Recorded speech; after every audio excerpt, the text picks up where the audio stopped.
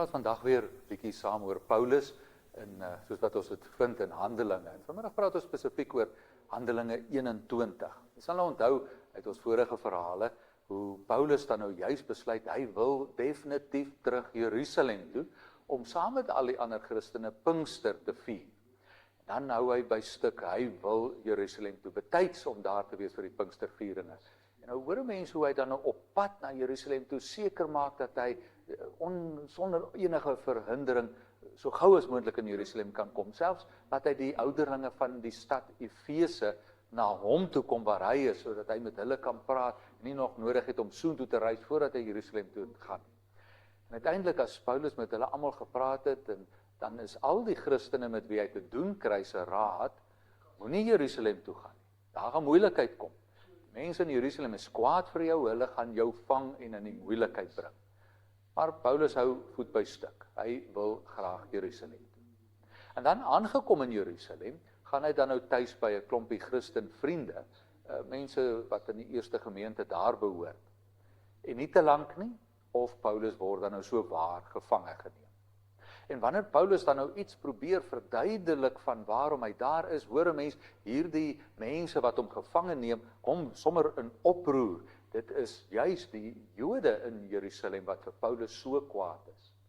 Dit is tog interessant as mense onthou, hierdie Jode wat in Jerusalem woon, is mense vir wie Paulus baie goed ken. Onthou nou, hy was self tog 'n Jood, self iemand uit hierdie einste gemeenskap. So ons sou kon sê, hierdie mense wat hom daar in Jerusalem gevange neem, was op 'n stadium vriende met Paulus.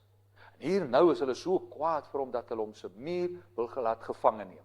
En wanneer Paulus dan nou verduidelik wie hy is en wat hy doen, dan gaan hierdie skare so in oproer, dat die hele stad skielik in oproer uitbars. Die gevolg is, dat die Romeinse soldate wat in die stad Jerusalem gestasioneer is, dadelik moet inspring om vrede te bewaar. Ons lees hoe die Romeinse offisier dadelik inspring en sê, nee wag, hier is moeilikheid aan die kom. Hy gryp dadelik vir Paulus en boei hom en neem hom uit hierdie Joodse skare mense se hande uit. En dan, hoe reageer hierdie Jode? Ons lees daar hoe hulle spesifiek skree, weg met hom. Weg met hom. En hierdie woorde van die Joodse skare, dit wat hulle roep oor Paulus, herinner mens nogal sterk aan die einste Jode wat nie te lank terug nie, presies so met Jesus gemaak het. Joodse skare wat geskree het, kruisig hom.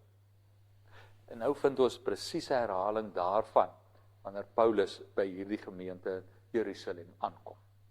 Uiteindelik weet 'n mens dat Paulus hier met verskriklike sterk toewyding probeer om die Christene te bemoedig. Dis sy taak, en dis wat vir ons so 'n mooi les is. Paulus se toewyding, sy toegewydheid om Christene te bemoedig, te ondersteun, maak nie saak wat nie. Al is sy eie lewe op die spel, hy is daar om Christene moed in te praat. Ja, dalk is dit 'n les vir elkeen van ons ook, om toegewyd ons geloof uit te leef, om ander te bemoedig. Kom luister 'n volgende keer verder.